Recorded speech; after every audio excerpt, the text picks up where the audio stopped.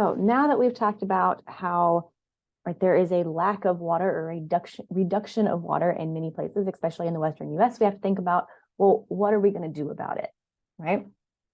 And there are many adaptive approaches that we can talk about. An adaptive approach to water management can address uncertainty due to climate change. So thinking about, there's a lot of different pathways forward in our future. We know that we can expect a reduction of rainwater in many places that are already dry, but how much that reduction will be, right? We still have those error bars, that uncertainty. So our future adaptive strategies have to address all scenarios if they're going to work.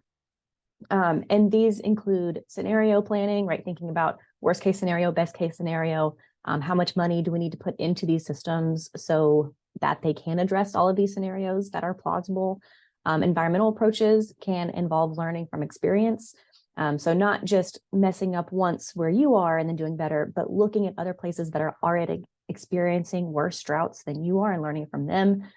So here in the US, we have a lot to learn from places that are already deserts, right? So places like many places in Africa, many places in Australia, many places in South America that already deal with and already have good adaptive strategies, we can learn from them.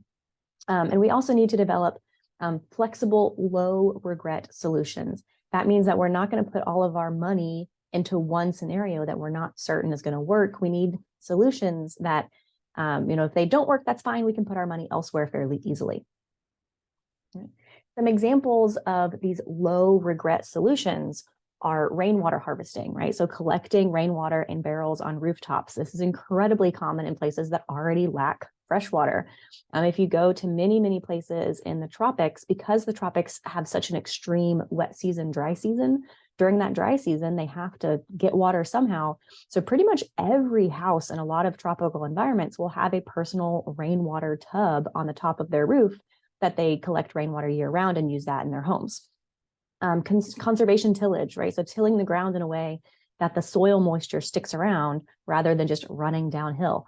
Here in Georgia, we already learned that lesson, right? We learned that in southwestern Georgia, out in Providence Canyon, we learned that if you till straight downhill, that causes the water to quickly flow off the surface, creating ditches, creating gullies, eventually creating canyons.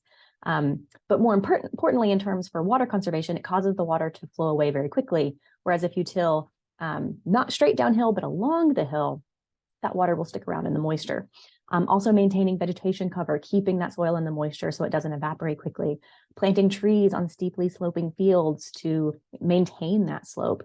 Mini terracing for soil and moisture conservation. Improved pasture management. Water reuse, right? There's so much water that we use in our home that we could reuse again, but instead we just let it go down the drain.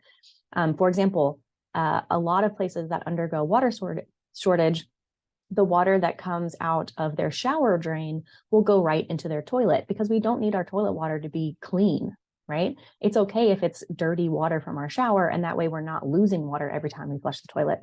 Desalination is another process. That one's kind of expensive, but also more efficient soil and irrigation water management. So there's all of these options that we can choose from. And the best solution is not just one solution, right? It's a little bit of everything so that if something doesn't work out, again, we haven't put all of our money in one basket, all of our eggs in one basket here. Now, there are some unintended consequences that we need to think about. Some measures that reduce greenhouse gases actually accidentally have risk for freshwater. For example, irrigating biocrops such as corn that we are using for energy, these biofuels, they demand water that other sources of fuels do not, right? We don't have to use as much water if we drill for oil as we would by irrigating biocrops or bioenergy crops. Hydropower also has negative impacts on freshwater ecosystems, right? So we're storing all of that fresh water in a reservoir, not letting it flow through the system naturally. That has impacts on freshwater ecosystems.